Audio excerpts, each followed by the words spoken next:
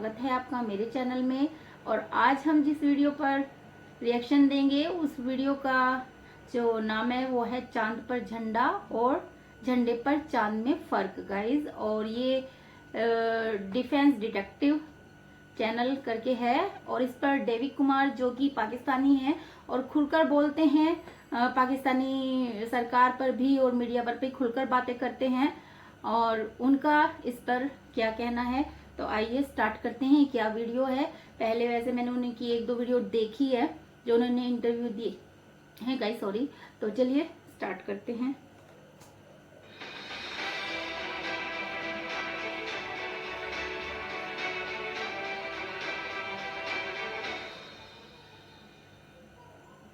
नमस्कार दोस्तों, defence detective पर आप लोगों का एक बार फिर से स्वागत है। और दिविक भाई हमारे साथ जुड़ गए हैं और आज का सब्जेक्ट जो है ना वो बड़ा जबरदस्त होने वाला है।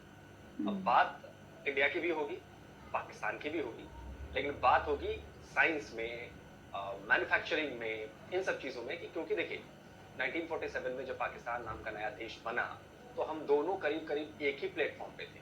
हमारी जो ट्रेन थी वो एक ही स्टेशन से खुली, एक पाकिस्तान की तरफ चली गई, एक जो है वो दिल्ली की तरफ आ गई, इंडिया आ गई। लेकिन आज जब हम 75 इयर्स के बाद जब कंपेयर करते हैं कि दोनों ने अपने अपने रास्ते कैसे तय किए और अपनी मंजिल पर कहां तक पहुंचे, तो इसमें जमीन आसमान का फर्क नजर आता है।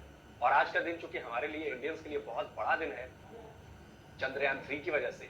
और दिलीप भाई भी मुझे लगता है कि उतने उत्साहित होंगे, क्योंकि मुझे लगता है कि साइंटिफिक फील्ड में कोई भी बड़ी उपलब्धि जो है पूरी दुनिया के लिए बहुत बड़ी मायने रखती है। तो दिलीप भाई बहुत बहुत स्वागत है आपका डिफेंस डिटेक्टिव पर। शुक्रिया मुझे बुलाने के लिए। थैंक यू आलोक भाई, सारे दर्शकों को प्रणाम। बहुत अच्छे इनकी इंटरव्यू देखे हैं। तो दिविक भाई शुरुआत में कुछ ऐसे करता हूँ कि देखिए हमारा झंडा तो चांद पे पहुंचने वाला है और आपके देश पाकिस्तान के झंडे पर चांद है। तो ये जो फर्क है, आप इस फर्क को कैसे देखते हैं? देखें, इस फर्क को तो हम देखना भी नहीं चाहिए, देखना भी हमारी गलती हो जाएगी अगर हम इसको कंपेयर भी करेंगे पाकिस्तान और इंडिया के चांद की जो दौड़ है। लेकिन देखें, पाकिस्तान में मैं वैसे आपको एक चीज बताऊं, जनरली मैं पाकिस्तान में रहता हूँ। पाकिस्तान में काफी ऐसी चीजें जो इंडिया से बहुत पहले हो गई, सिर्फ पार्को नहीं है, बहुत सी ऐसी चीजें जो इंडिया ने, शायद कुछ चीजें तो मोदी जी लेके आए, मतलब यहाँ तक के 2014 के बाद आई है। हमारे पास वो चीजें सर 90s से थी। अच्छा। लेकिन क्या है, पाकिस्तान में ना वो नियत लंबी नहीं चलती। वो इलेक्शन के लिए स्टेप 1 ले लिया, फिर स्टेप 2 लेना होता है, 3 लेना होता है। हमारे पास नादरा है, आपका एनआरसी का बिल अभी आया, वो भी इम्प्लीमेंट नहीं हुआ है।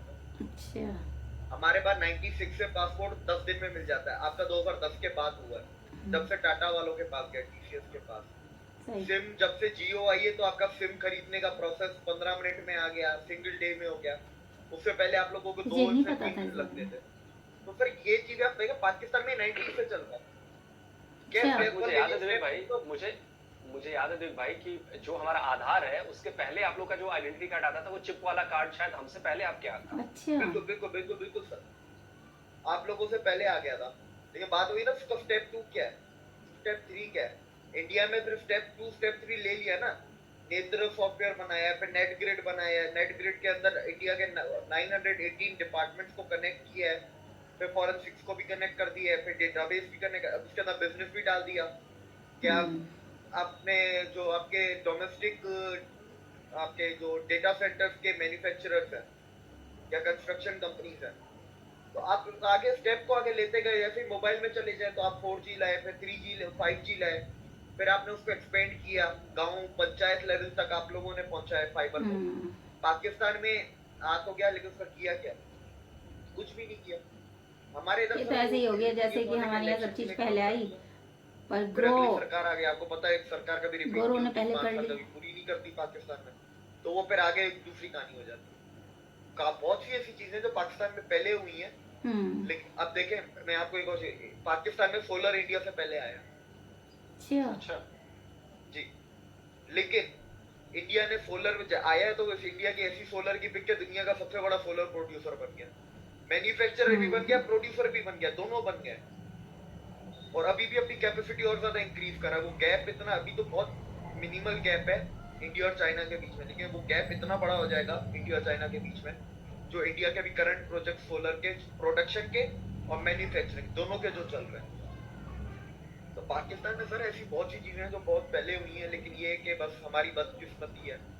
इंडिया में सुपर कंप्यूटर्स आपके पहले ही आ गया था 60-70s में, पर उसका यूसेज कहाँ हुआ, कहीं पे भी नहीं हुआ। कहीं उसका इंडिया की गवर्नमेंट में, वेदर में, ये जो एनवायरमेंट मिनिस्ट्री वगैरह होती है, मेडिकल एम्स वगैरह, इनमें जो आपका सुपर कंप्यूटर्स हैं इंडिया में इस्तेमाल हुए 2004-5 में।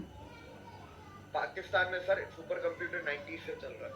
अच्छा, लेकिन उसका स्टेज 2 नहीं लाए, स्टेज 3 नहीं लाए, बस लगा दिया, शुरू कर दिया, बस वो बेसिक तो हमने खैर अब तो हमने अपना सुपर कंप्यूटर भी बना लिया है, इंडियन सुपर कंप्यूटर बना लिया है। नहीं, कई सारे वेरिएंट्स बना दिए। वो सारे भी इंडियन ही थे।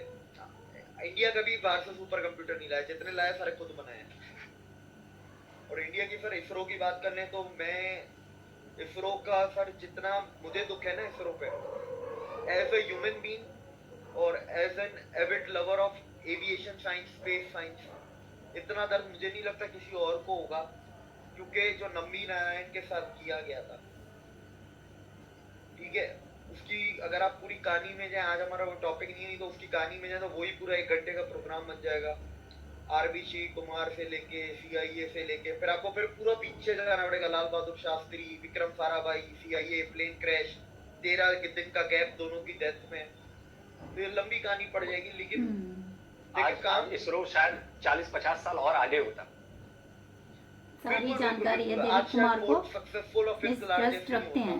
शायद second successful and second largest होता। आपके यूरोप, जापान, चाइना को, रशिया को तो छोड़ ही देते, सिर्फ एक नासा रह जाता, वो भी सिर्फ एक बजट की वजह से। ये तो बजट होते तो नासा को भी छोड़ने के पीछे Indian engineer more than capable है। नासा में 36% एम्प्लॉइज इंडियन ओरिजिन के हैं। अच्छा, तो जो इसरो में जो 20,000 लोग काम कर रहे हैं, तो वो क्या नासा से कम केपेबल है? वो एक चीज है ना कि आपके इंडिया के दुश्मन बहुत रहे, अभी भी बहुत है माशाल्लाह से, इतने दुश्मन पाकिस्तान के नहीं जितने इंडिया के हैं। ये भी फिर आपकी कामयाबी है, दुश्मन जितने जलते हैं लोग, जो कामयाब होता है उससे जलते हैं। अच्छा दिलीप भाई, चंद्रयान 3 की अगर मैं बात करूं तो चंद्रयान 2 जो था हमारा लैंड नहीं कर पाया। हालांकि इसरो की तरफ से कहा गया कि 90 to 95% जो है वो सक्सेस रेट थी, बस लैंडर लैंड नहीं कर पाया। बाकी लास्ट टाइम पे हो चीजें उसने अपनी अचीव की। 96 भी देखी थी वो हमने। 96 जी बिल्कुल 96 4% से चूक गए हम। चलिए बिल्कुल याद रहता है इसमें फेल्यूर जो है वो होनी ही चाहिए, बहुत कुछ सीखता है आदमी उससे, और इसके बिना आप कामयाब नहीं हो सकते। चंद्रयान 3 अगर लैंड कर जाता है, देखिए रशिया लैंड करा चुका है, अमेरिका लैंड करा चुका है, अमेरिका तो खैर उस पे ह्यूमंस भेज चुका है। इंडिया के लिए ये कितनी बड़ी कामयाबी होगी अगर हमारा एक सैटेलाइट, हमारा एक लैंडर जाकर चांद की सरफेस को छूता है तो। सर मोस्ट इम्पोर्टेंटली चांद के डार्क साइड को छूता है, जहाँ पर आज तक अमेरिका भी नहीं गया। ये उसकी क्वांटम को और ज्यादा बढ़ा देता है। मैं सर उस वक्त मीडिया पे नहीं आता था, ये इंटरव्यू नहीं देता था, पाकिस्तान में बात होती थी, इंडिया का मजाक वगैरह उड़ता था। अभी रिसेंट की तो बात है, ऐसा लगता है कल ही तो चंद्रयान 2 फेल हुआ है, तो बोलते थे ये देखो इंडिया के और ये फेल हो गया, मैंने बोला इंडिया वो पहला मुल्क है जिसने चांद पे पानी ढूंढा, और ये चंद्रयान 2 फेल हुआ है, मतलब चंद्रयान 1 सक्सेसफुल हुआ था ना, 1 सक्सेसफुल हुआ, बिल्कुल। अब ये कितनी कॉमन सेंस की बात है, इसके लिए आपको रिसर्च करने की जरूरत नहीं है। 2 है तो 1 होगा ही ना, जब 1 का फेलियर आपने नहीं सुना तो सक्सेसफुल होगा। सही। पाकिस्तान में कॉमन सेंस बढ़ चुकी है। उसके बाद आपको फवाद चौधरी के तो बयान सारे याद ही होंगे, ठीक है, हम मरीज। फवाद चौधरी, आप हाँ आपने जिक्र कर दिया, तो फवाद चौधरी का बयान आया था कि शायद 2022 से 2023 में हम तो ह्यूमंस को भेज देंगे या हम स्पेस में चले जाएंगे, कुछ कर देंगे, ऐसा ही बयान दिया। अच्छा, हाँ ऐसे ये भी फवाद भी बहुत फवाद चौधरी का मुझे एग्जैक्ट बयान याद है कि आप क्या चांद की बातें कर रहे हैं, हम तो मरीज तक पहुंच चुके हैं और बस अगले साल हमारे मिशन करेंगे, मना करेंगे। अब आप देखें स्पार्को का, सर जब मैं आपको बताता हूँ, स्पार्को के जो चेयरमैन है मेजर जनरल अमर नदी, मेरे को आगे कुछ बोलने की जरूरत नहीं है, कोई मतलब नहीं है, आप इसी चीज से था। और सर फिर ये कि पाकिस्तान में एविएशन साइंस की यूनिवर्सिटीज भी नहीं है। एरोनॉटिकल इंस्टीट्यूट है इस्लामाबाद में एक, पर आपको पता है जब यहाँ पर बिजनेस इंस्टीट्यूट की क्वालिटी नहीं है तो इतने हाई टेक फील्ड की क्या क्वालिटी होगी एजुकेशन, जब एक बिजनेस जैसा एक नॉर्मल कोई भी पढ़ा सकता है बिजनेस अगर पढ़ाना चाहे, सीखना चाहे। जब इतनी बेसिक एजुकेशन डिग्री को इधर वो क्वालिटी नहीं दी जाती, तो इतनी हाई टेक टेक्निकल डिग्री उसकी कहाँ से होगी क्वालिटी। और फिर आपको एक और चीज बता दूं, पाकिस्तान एरोनॉटिकल इंस्टीट्यूट में नॉन मुस्लिम्स को अलाउड नहीं है एडमिशन। अच्छा, ये तो बड़ी हैरानी की बात है। ऑफिशियल नहीं है, पर अब मैंने अप्लाई किया था, तो मैंने फोन करके अपने एडमिशन के बारे में पूछा, तो क्लर्क शायद कोई अच्छा आदमी था जो फोन पे था, उसने बोला बेटा तुम अप्लाई तो कर रहे हो पर तुम हिंदू हो, तुम्हारा नहीं होगा, अपना वक्त मत जाया करो, या कहीं बाहर अप्लाई कर लो। या तभी तो फिर पाकिस्तान कुछ नहीं कर पाता है, क्योंकि जो मतलब बुद्धि वाले हैं उनके लिए बंद है, वहाँ कुछ नहीं है। ज्यादा अफसोसजनक बात क्या हो सकती है कि मान लीजिए कि उसी में उनके से यहाँ शायद है कुछ और कर जाते, सब आप चीजें उनके अगर यहाँ करते और कुछ आप अचीव कर लेते तो हाँ। मुझे लगता है पूरा पाकिस्तान का ही नाम होता, उसमें हिंदू मुसलमान तो नहीं होना चाहिए था, इसीलिए पीछे है। सर वो नफरत का चश्मा हमारे यहाँ देखो अब्दुल्ला है ना कि हाँ, कोई अच्छी चीज भी नहीं दिखती। हाँ। और कॉमन सेंस, जैसे मैंने कहा, आप हमारा एजुकेशन बढ़ने नहीं देते ना, लॉजिकल थिंकिंग ये खत्म कर दी है, रैशनल थिंकिंग, जो कि बेसिक चीज होनी चाहिए किसी भी इंसान में, हर इंसान में होती है, छोटे से बच्चे में होती है, तो हम जैसे बड़ों में नहीं होगी, लेकिन वो खत्म कर दी गई। अच्छा देविक भाई, आज अगर मैं देखूं इसरो की कामयाबी को, सुपार्को से तो खैर उसका कोई कंपैरिजन नहीं है, भले ही सुपार्को पहले बना दी गई हो, लेकिन कोई कंपैरिजन नहीं है, आज तक एक रॉकेट तक तो छोड़ा नहीं उन्होंने।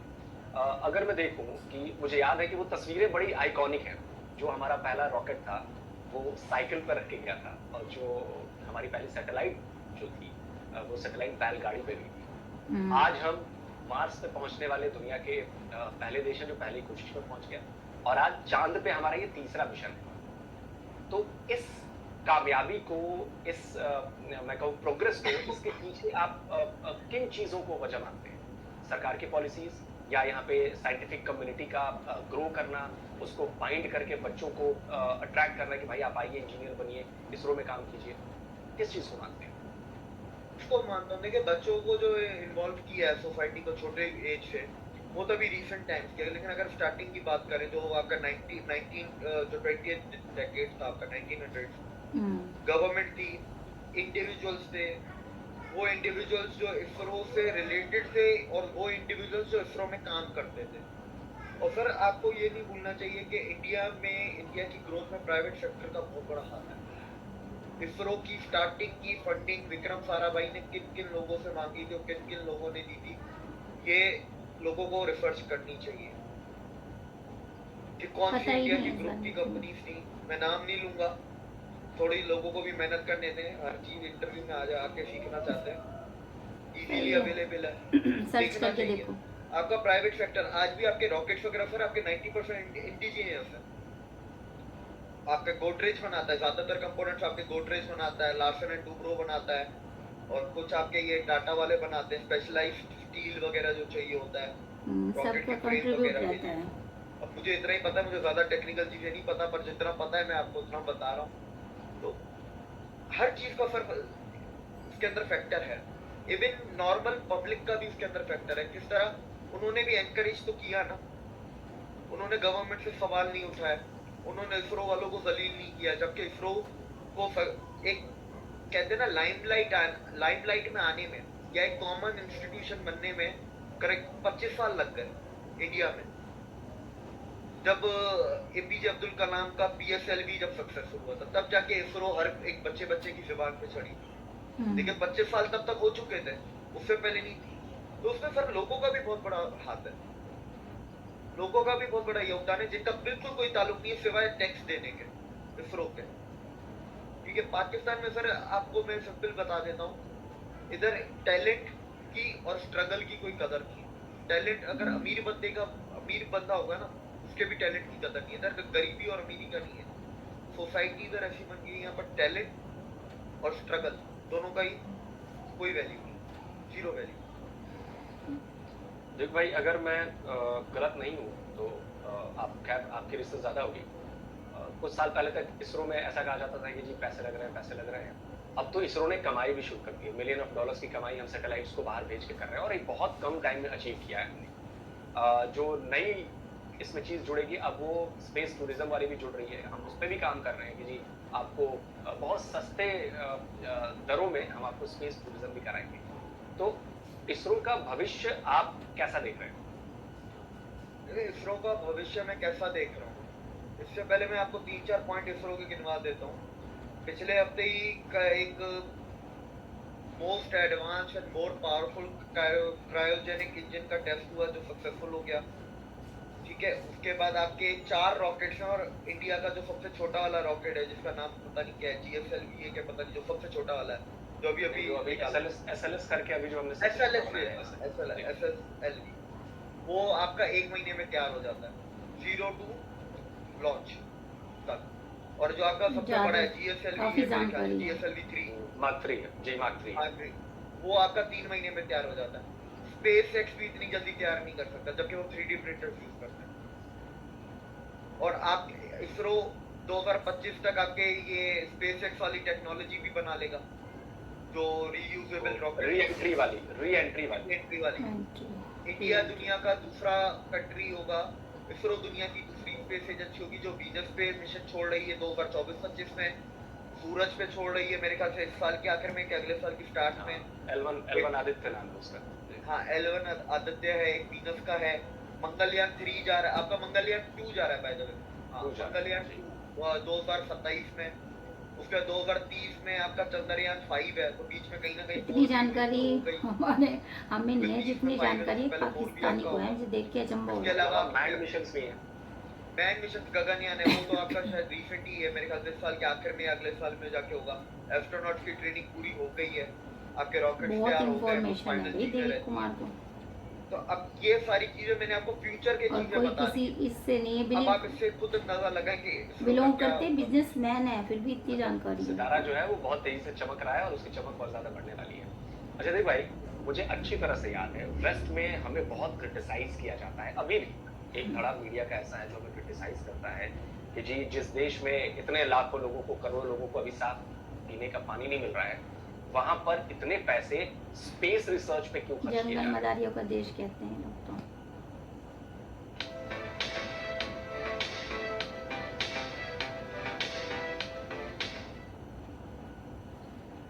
मैंने कई सारे आर्टिकल देखे हैं, ब्रिटिश आर्टिकल देखे हैं, मैंने अमेरिकन आर्टिकल्स देखे हैं, लोग बड़ा मतलब बहुत गंभीर रूप से क्रिटिसाइज करते हैं कि नहीं इंडिया को ऐसा नहीं करना चाहिए। तो क्या ये उनका डर है कि भाई इंडिया इतनी तेजी से आगे निकल रहा है तो उनकी जो वो है वो खत्म हो जाएगी, या वाकई ये कोई मसला है कि कैसे बढ़ रही है तेजी से? ये मसला था 1900 में, वो वक्त गया। 2000 के बाद दुनिया का परसेप्शन चेंज हो चुका है। अब जो आप आर्टिकल्स आज की तारीख में देखते हैं ना, मैं आपको सिर्फ इतना कहूंगा, लोगों को भी कहूंगा, पहले तो देखो कौन सी अखबार ने छापा, उस अखबार का मालिक कौन है। ठीक है, अगर वो मालिक प्रो इंडियन है, ठीक है, या रिपब्लिकन है, सही तो फिर आप देखोगे वो आर्टिकल लिखने वाला कौन है, राइटर। अगर वो राइटर कोई गोरा है तो फिर उस गोरे का निकाल के देखोगे वो किन किन थिंक टैंक्स में उठता बैठता है और किन किन थिंक टैंक्स की फंडिंग कहाँ से आती है। और सबकी फंडिंग जो आती है इंडिया के खिलाफ लिखते हैं ओपन सोसाइटी से ही आती है। सही बात। और बहुत इजीली अवेलेबल है फंडिंग, और इजीली उनकी वेबसाइट पे अवेलेबल होती है। ये कोई इतनी मेहनत वाली काम नहीं है। 2 मिनट अपनी जिंदगी से निकाल के अगर प्रोपेगेंडा को क्रश करेंगे, हर चीज बैठ के गवर्नमेंट पे, मोदी ने ये नहीं किया, मोदी ने वो नहीं किया, तुम क्या करोगे भाई? हर चीज अगर मोदी करेगा। सही बात है, बिल्कुल। एक अच्छा देविक भाई, चलिए चंद्रयान 3 तो हमारे लिए बहुत गर्व का पल है और बहुत जबरदस्त है। जिस दिन ये उतरेगा उम्मीद करता हूँ कि इस बार हम 100% अपना मिशन कामयाब करेंगे और मुझे पूरी उम्मीद है, इस बार पूरा भरोसा है। दूसरी तरफ अगर मैं पाकिस्तान की बात करूं तो जैसा कि मैंने बताया कि भाई हम दोनों एक ही स्टेशन से चले थे, करीब करीब एक ही जैसे हालात थे। आज अगर मैं कई सारे सेक्टर्स गिनाऊं, आज हम टेक्सटाइल में बहुत आगे हैं दुनिया में, आज हम आपका ऑटोमोबाइल में बहुत आगे हैं दुनिया में, इस तरह के और भी कई सारे सेक्टर्स हैं, फार्मा में देखिए, बहुत सारी चीजें। पाकिस्तान क्यों कुछ भी नहीं कर पाया, कुछ भी? पर देखिए इसमें तो बहुत सारी वजहें हैं, आपकी गवर्नमेंट वगैरह, ये सारी चीजें तो आपको पता ही है। फिर एक इकोनॉमिक जिद जो पकड़ ली, चलते फिरते जो सेक्टर चल रहे थे वो भी बंद करवा दिए इमरान खान भाई साहब ने। लेकिन इसमें प्राइवेट सेक्टर के ऊपर बहुत बड़ा दोष दूंगा, क्योंकि देखिए इमरान खान के बंद करवाने से पहले भी हम कौन से कॉम्पिटिटिव थे दुनिया में? क्या हमारी कंपनी, हमारे प्रोडक्ट दुनिया में कॉम्पिटिटिव थे? क्या हम लोग जीएसपी स्टेटस के बगैर एक्सपोर्ट कर सकते थे? तो प्राइवेट कंपनीज का भी बहुत बड़ा दोष है। अगर आपको टेक्सटाइल की बात करूं, इंडिया में सर टेक्सटाइल जो में तो बड़े कुछ बड़े अच्छा कर रहा था पाकिस्तान, मुझे लग रहा है कि टेक्सटाइल में अच्छा करने लगा था पाकिस्तान।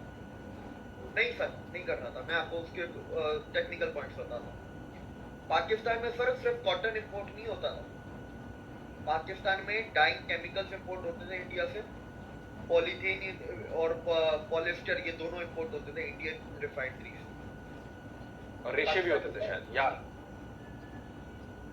यान नहीं होते थे सर, इतना ज्यादा नहीं होता था। वो स्पेशलाइज्ड यान जो होता है ना, स्पेशलाइज्ड यान होता है, पर जो नॉर्मल कॉटन वगैरह के यान होते हैं वो नहीं होते थे, वो इतना नहीं होता था। लेकिन मेजोरिटी बता रहा हूँ, एक आपका रॉ मटेरियल है, आप डाइंग के सेक्टर में स्टेप है ना, जरूरी नहीं है कि वर्टिकल इंटीग्रेटेड टेक्सटाइल में बहुत कम होती है, ज्यादातर आपको टुकड़ों टुकड़ों में मिलेगी। अब जो डाइंग मिल है उसका तो जब तक केमिकल इंडिया से नहीं आएगा डाइंग का, तो वो कैसे डाइंग करेगा। सिमिलर है कि अगर जो कॉटन के या उसके कपड़े नहीं बनाता, जीन्स और टी शर्ट वगैरह बनाता है, स्पोर्ट्स वेयर बनाता है, अगर पॉलिस्टर और ये आपका ये पॉलिथीन अगर नहीं आएगा इंडिया से तो कैसे करेगा।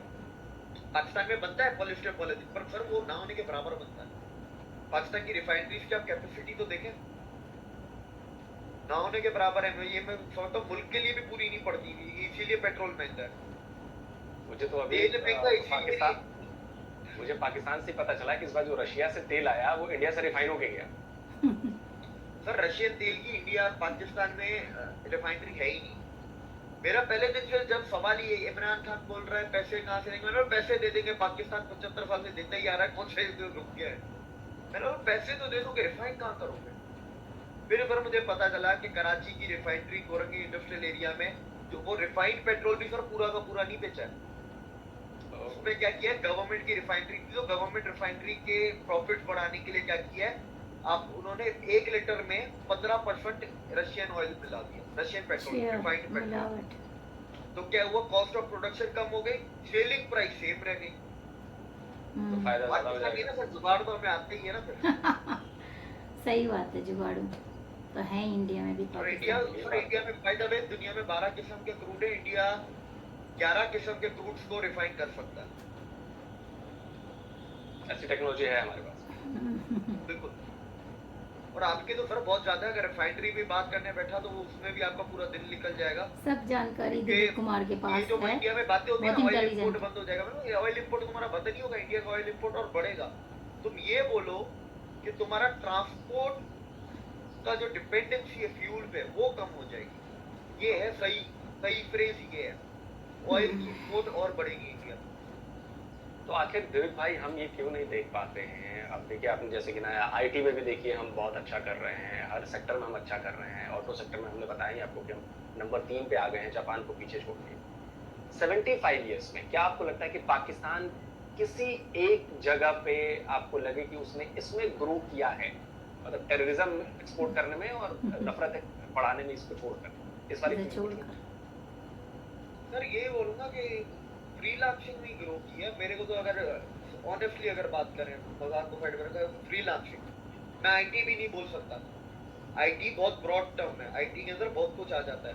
ये लोग आईटी बोलते हैं, पाकिस्तान की कभी आईटी इंडस्ट्री की डिटेल्स तो निकाल के देखो, UI UX, web development, app development, यार ये तो बच्चे भी बैठ के कर रहे हैं, इसको आईटी थोड़ी ना बोल सकते। ये फ्रीलांसिंग का काम है, इसको आईटी नहीं बोलो। मेरे लिए, मेरी नजर में आईटी है blockchain, cyber security, software development. Software कौन से, ये बिलिंग सॉफ्टवेयर नहीं, रेस्टोरेंट वाले, बड़े बड़े कंपनीज, बैंक्स के सॉफ्टवेयर डेवलपमेंट, मेरे लिए वो बड़ी चीज है। आज इंडिया के टाटा के लिए गर्व की बात है कि दुनिया में सेकंड सबसे most used banking software Tata का है, बैंकास, टीसीएस का सेकंड मोस्ट। पाकिस्तान में भी बहुत बैंकों में यूज होता है वो। बिल्कुल। तो आप इस चीज से अंदाजा लगाए ना। आप ये देखें, अभी यूके का पेंशन फंड अब टाटा टीसीएस डिजाइन करेगा, टीसीएस संभालेगा।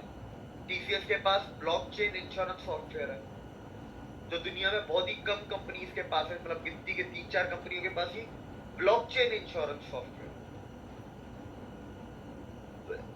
आईटी वो होती है, आईटी ये थोड़ी नहीं कि यूआई यूएक्स, ये यार एक हफ्ता लगेगा मुझे यूट्यूब पे सीखने के, मैं अगले हफ्ते से मैं आईटी का वो बन जाऊंगा एक्सपर्ट। एक हफ्ता यूट्यूब पे लगे। मैं आपको बता रहा हूँ कि यूआई यूएक्स की बात की आपने, तो मुझे अभी याद आ गया कि मेरा बेटा जो है वो 6ठी क्लास में है और वो 4th क्लास से ये सारे काम कर रहे हैं। तो बस सर आप खुद देख लें।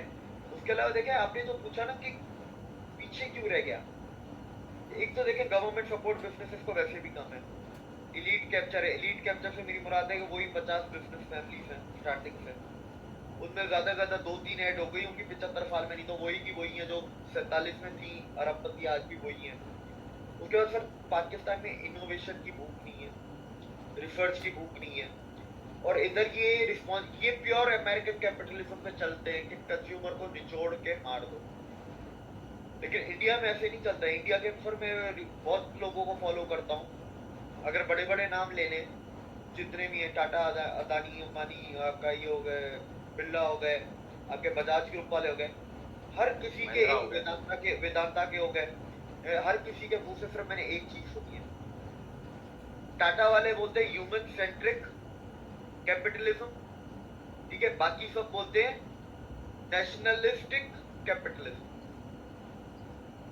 दोनों का मतलब ऑलमोस्ट सेम ही हो गया। तो अभी आप जिसमें देश का हित हो, देश के लोगों का हित हो। मैं आपको टेक्सटाइल बताता हूँ, पाकिस्तान में सर टेक्सटाइल की मशीनरी 90s की टेक्नोलॉजी चल रही है, जो 98-99 में जो टेक्नोलॉजी आई थी ना वो चल रही है। इनोवेट ही नहीं करते। मतलब आप समझ रहे 98 मतलब टेक्सटाइल की दुनिया में वो है आपकी 5th जनरेशन, आज 7th जनरेशन मशीनरी चल रही है आज के टाइम में।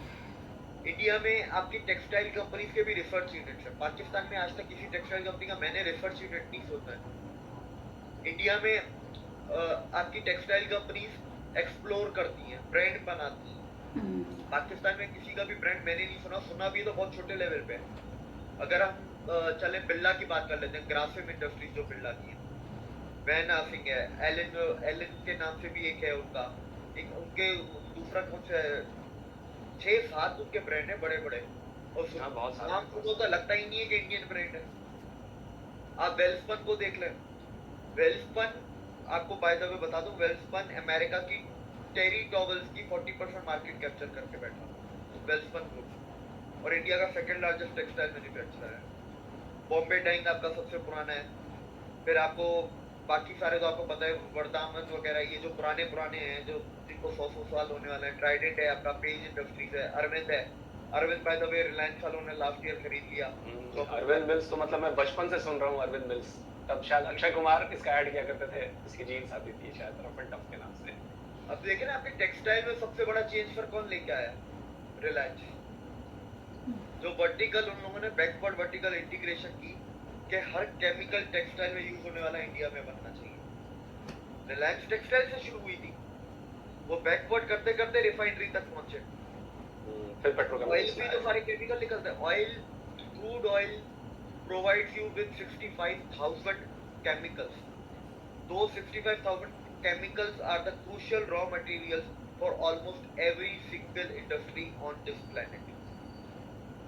तो ऑयल के इंपोर्ट कभी इंडिया के कंपनियों ने बढ़ने ही वाले हैं। लोगों को ये नहीं पता, लोगों को लगता है फ्यूल ही यूज है, ऑयल में भी तेल है। तुम्हारी हर चीज में तेल है। एग्जैक्टली, हर चीज तेल दिखती है। आप चाहे वैसलीन हो, पॉलिथीन हो, नायलॉन हो, हर जगह उसमें चीजें इस्तेमाल होती हैं। इनफैक्ट दवाइयों में कई जगहों पे चीजें यूज होती हैं। अरे ये लकड़ी जो प्लाईवुड मिलती है, प्लाईवुड भी तो आपके ऑयल से ही तो बनता है। केमिकल, प्लाईवुड का केमिकल भी ऑयल से आता है। दवाइयाँ आपकी एपीआई के केमिकल्स कहाँ से आते हैं? बहुत ये लोगों को थोड़ा पढ़ना पड़ेगा, थोड़ा समझना पड़ेगा कि दुनिया क्यों इंडिया पे बेट कर रही है। दुनिया इसलिए बेट नहीं करती कि इंडिया का ग्रोथ रेट ऐसा है कि वो वैसा है। इकोनॉमी पे बेट तब किया जाता है जब उसके फंडामेंटल स्ट्रॉन्ग होते हैं, उसके बेसिक्स। इंडिया के इन फंडामेंटल्स को, छोटी छोटी चीजों को देख के है ना, दुनिया इंडिया पे दांव खेल रही है। इसीलिए बैठा हुआ है, $3.5 ट्रिलियन की इकोनॉमी है। वो ऐसी छोटी छोटी चीजें देखते हैं, ये लोगों को समझ में नहीं आता। ये बोलते हैं भाई इंडिया में गरीबी बहुत है। 15 साल में 41 करोड़ लोगों को तो गरीबी से निकाल दिया, ठीक है। अभी आपकी कल परसों फिर एक रिपोर्ट आई है कि 2030 तक इंडिया की मिडिल क्लास जो पॉपुलेशन है वो हो जाएगी आपकी 700 मिलियन, और 2047 तक 1 बिलियन प्लस आपके मिडिल क्लास होंगे, और जो गरीब होंगे वो 18 मिलियन होंगे। 18 मिलियन बताइए, in a country with a population more than 1 billion. 1 billion that is तो 1.5 बिलियन कह लो आप, 1.5 डेवलप बिलियन। कंट्री है वो, ये डेवलप कंट्री भी है। बिल्कुल 41 करोड़ है, अमेरिका की आबादी 40 करोड़ है, यूरोप की 80 करोड़ पूरी आबादी है। अगर कॉन्टेक्स्ट में लाके कंपैरिजन करना है तो फिर ऐसे बड़े-बड़े कंपैरिजन करो। दुनिया बिल्कुल इसीलिए सही कह रहे हैं देव भाई, बिल्कुल सही कह रहे हैं देव भाई। देव भाई थैंक यू सो मच कि आपने इतने इम्पोर्टेंट टॉपिक पे डिस्कस किया। तो गाइस वीडियो यहाँ पर होती है एंड, और मैं ये कहना चाहती हूँ सबसे पहले तो चंद्रयान 3 के लिए सबको बहुत ज़्यादा बधाई हो, और बहुत खुशी के साथ ये हम कहते हैं कि हम हमारे यहाँ ये काम हुआ है। जैसे कि ये इसका चैनल वीडियो का जो था कि चांद पर झंडा और झंडे पर चांद में फर्क, तो दिव्य कुमार ने बड़े अच्छे से ये समझा दिया है कि चांद पर झंडा फहराना और अपने चांद में झंडा बनाना कितना डिफरेंट इन दोनों में, कि चांद पर झंडा हमने अपना फहराने के लिए भेज दिया है और उनके झंडे में चांद है, तो ये हमें अंतर समझ आ गया है। और बाकी जो है, मैं दिव्य कुमार की वीडियोस काफ़ी देखती हूँ, तो इस बंदे में इतनी ज़्यादा ये इंटेलिजेंट है कि इन्हें हर फील्ड का पता है, हर चीज़ का पता है। और एक नई चीज़ का मुझे आज ही पता चला कि बहुत सारी चीज़ें ऐसी थी जो कि पाकिस्तान में हमारे से पहले हुई, मतलब पहले इन्वेंट हुई, तो उस बारे में मुझे नहीं पता था। ये तो वही वाली बात हो गई कि जैसे हमारे वेदों में और पुराने समय में हर चीज़ का इलाज है, हर चीज़ हमारे यहाँ पहले होती थी, चाहे वो प्लास्टिक सर्जरी हो, जो कुछ भी हो, मतलब आयुर्वेद में इसका आता है वर्णन, और इसको फिर बाहर जाके इसको मतलब विकसित किया गया। तो वही इनके साथ हो रहा है कि ये कह रहे हैं जैसे कि दिव्य कुमार की ये सब चीज़ें हमारे यहाँ पहले थी, आपके यहाँ बाद में आई, बट आपके यहाँ ग्रो हो गई क्योंकि आप लोग देश के बारे में सोचते हैं, और यहाँ पर जो भी चीज़ आती है उसमें मतलब बंदे जो बिजनेसमैन होते हैं या कोई, सबका ही सहयोग होता है, और पब्लिक सब मिल करके और सरकार भी मिल करके करती है। इनके यहाँ वही पुरानी चीज़ें चल रही हैं, जो पहले बिजनेसमैन थे बड़े बड़े, उन्हीं के आगे जो बच्चे होते हैं या जो भी, वही फैमिली रहती है। हमारे यहाँ ऐसा कुछ नहीं है। तो वीडियो बहुत ज़्यादा मज़ेदार थी, और चंद्रयान से ज़्यादा आपसे डिस्कशन ज़्यादा हुआ है इनके बारे में कि ग्रो कौन हो रहा है और क्या विचार है। और देवी कुमार को तो मैं बहुत ज़्यादा इंटेलिजेंट बंदा है, और हर चीज़ पे नॉलेज है इस बंदे को, हर चीज़ पे खुलकर बोलते हैं। तो गाइज इसके साथ ये वीडियो यहीं पर एंड करती हूँ, और नए वीडियो के साथ फिर आपके सामने आऊँगी। तो नमस्कार गाइज।